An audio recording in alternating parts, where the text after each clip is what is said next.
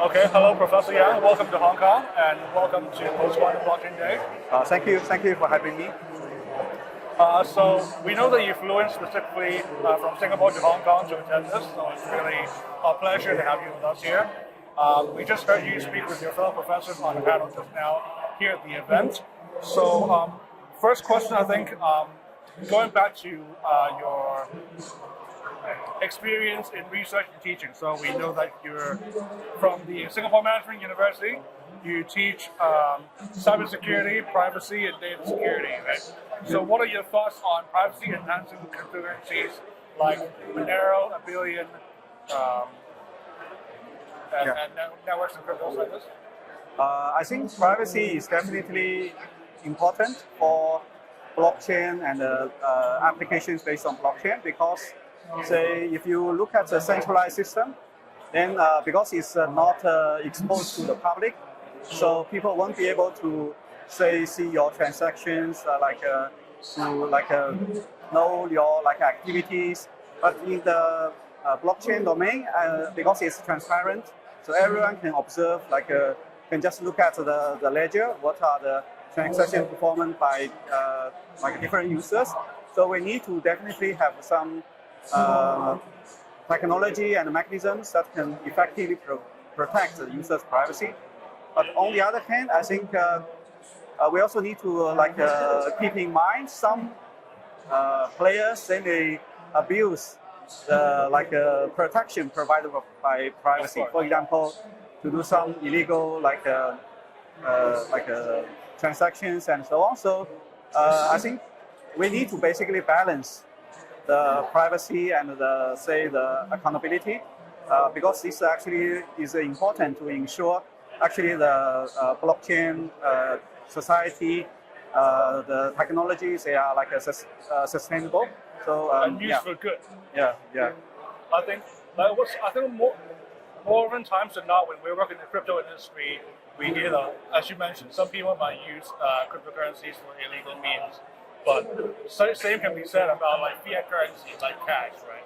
But I think the benefit of cryptography and blockchain is that it's traceable. Everything's transparent, while maybe with the help of zero-knowledge proof, that we can have these proofs without exposing our private details.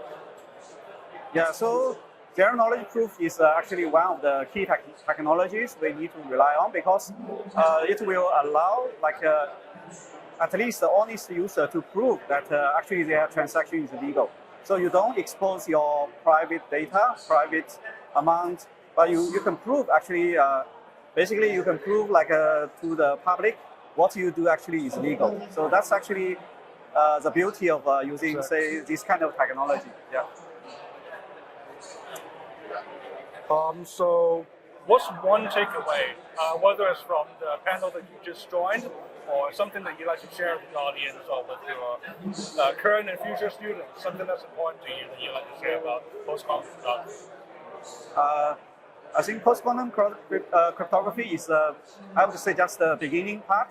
Now we have only the very basic algorithm finalized and standardized by NIST, but there are a lot of space for advanced crypto algorithm based on post-quantum technologies to be developed, to be researched. So we also need to address the scalability problems and so on. So so that's I think I would say in 10 or 15 years time, we all need to shift to post-quantum. So in this case, it's I would say that's the future of crypto research. Yeah. So for now, I think we just have to look to NIST for more algorithms to be released. Yeah, I think what we can rely on is, what are the, for example, hard problems we can base on to build post-quantum solutions, not just the basic ones, but the advanced ones. Because so I think what NIST can provide is some guidance, what kind of problems we should base on when we design post-quantum crypto algorithms. And I'm also curious. So I recently read a report that, say, for example, scientists in China and in the US, in comparison, one side is more focused on hardware and the other side is more on maybe software. Is there a way for not necessarily the two to merge, but for the playing field to be balanced? All right. Or how do you feel like in Asia, in Singapore? Like, are there any noteworthy developments besides your research topics?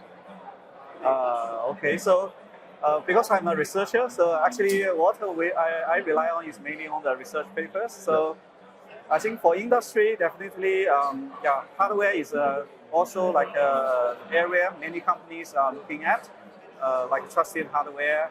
So I think crypto is like something actually that can be used together with hardware. I don't think we can say hardware is better than crypto or the other way around, but actually we can use both of them to marry the hardware approach with crypto, because they can eventually complement each other, and then